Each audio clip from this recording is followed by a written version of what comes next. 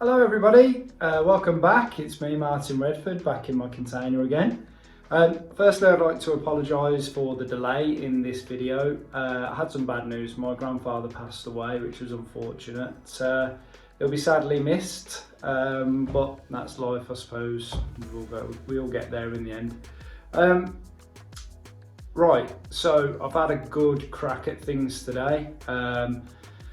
You may notice behind me the wall finish looks a little bit unusual.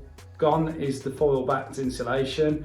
It just wasn't performing how I needed it to. I checked a few areas and there was condensation building behind it, and it's just not good enough. I need to make sure that there's no mould in the air over time, and I want this to stand the test of time. So as I said at the beginning, I wanted to do it properly.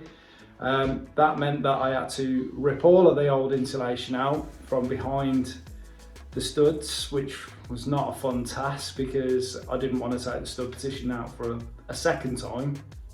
But anyway, it was done. I got a bit of a time lapse of that.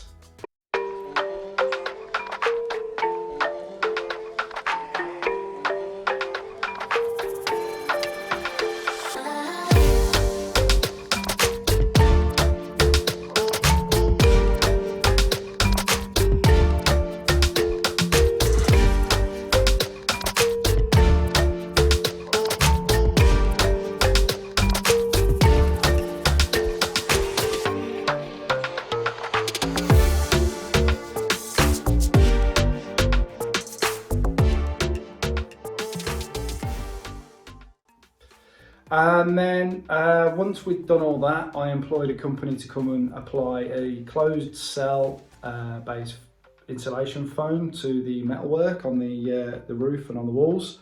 In order for that to happen, I had to quickly finish off some of the first fix cabling, but I didn't get a chance to video it because I was pretty much rushing through it. I also didn't get a chance to video the spray foam application itself because it's pretty toxic stuff. They mix two chemicals and you don't really want to be anywhere near it until it's gone off.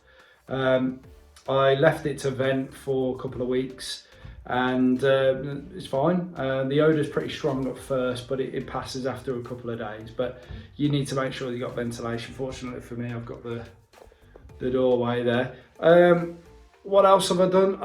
As I say, I got the sockets in. I've done a bit of a first fix on the lighting. And I've had a major crack at things today, and one of the big turning points has been the wall and the homemade light. I wanted a floating light, as I said right at the beginning.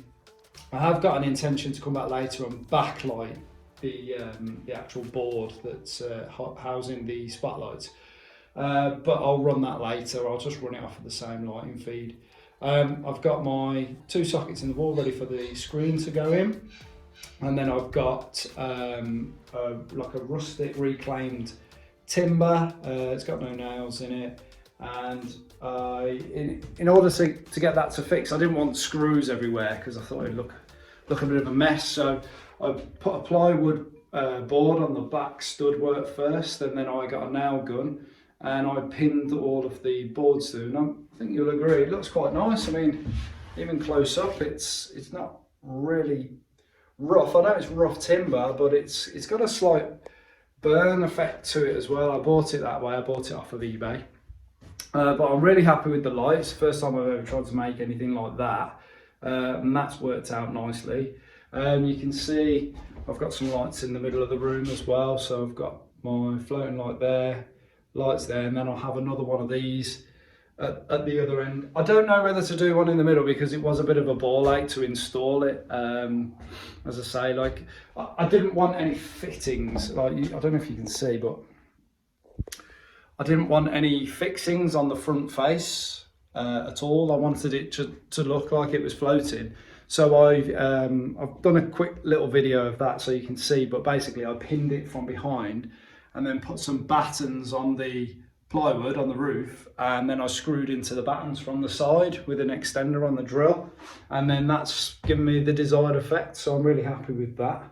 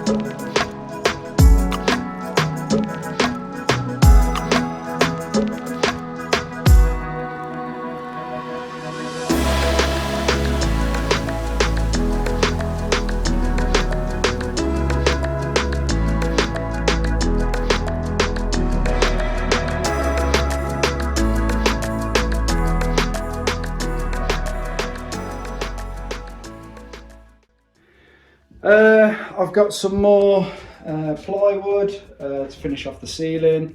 That's only a 9mm ply. I was going to go a bit thicker, but I changed my mind last minute. There's a reason why I would have gone thicker, and I don't know if you can see, but on the joist hangers, the plywood slightly bends down, and it does move a little bit, but because I'm painting that, this part's going black, because I'm painting that black, you're never going to see it, I don't think. I think that lighting will sort of mask that for me.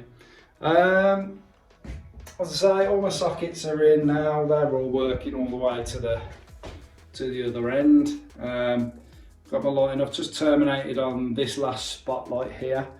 These lights behind me are temporary, but I am going to have some wall lighting as well. I'm probably going to put those on this back wall. I think that brings you up to date, really. The outside is still as it was. I haven't done anything with that. We've only just in the last 2 days had some decent weather. So I have got plans to finish painting the container. God, I really don't want to do it, but I know I'm going to have to do it. And then I'd like to get the floor down, but because I haven't got a van big enough, I have to order the plywood. So I'm going to get the oak veneered ply for the wall, which is a bit more expensive, but it's a premium quality plywood. I've got some more sterling board behind this one, or OSB, whatever you want to call it. But I'm going to have a bit of a mix of textures on the wall, because I see a lot of plywood clad interiors in containers, and they're not wow. There's nothing special about them, and I think if this is going to be an office, I'd like to enjoy being in the space. And I mean, I'm not an interior designer, but I think I know what goes together, and this is going to be a black and a natural timber effect room. I'm going to have some plants in here as well. I might even buy a little ethanol fire or something like that that's safe to have in here. But I think that is it, really. I think one other thing, actually. I have ordered a heat recovery unit for the wall to bring in tempered warm air and extract all the stale warm air. I didn't just want to have inline fans, because it was going to make, in the winter, it was going to take all the warm air out and start pumping in cold air. And albeit you could do that, if you have a heater, your bills are going to be through the roof. So I didn't go to all this trouble of having the insulation applied, and just to pump out all of the heat. So the heat recovery unit is not actually that expensive in pounds. It was, I think it's about 250 quid. It's a single room heat recovery unit, and the warm air just passes over the cold air as it goes out, and then it brings in warmer air. So you burn less energy. Once that's going to go on, I'll cut a hole in the wall. I've got a breaker already for that, and then I can finish cladding the walls in here, but I don't quite know where to put it yet. It's a bit of an ugly thing as well, so I might spray it black. I don't know yet. We'll have to see. So on that note, I shall probably go to bed now. I've vacuumed the floor, and I am pretty tired. So thank you for watching, and tune in for the next video. Hopefully I will have finished the ceiling, got my other floating light up, and got my other lights on the wall sorted, and then we can move on to the floor and the walls. So thanks again. See you soon. Bye bye.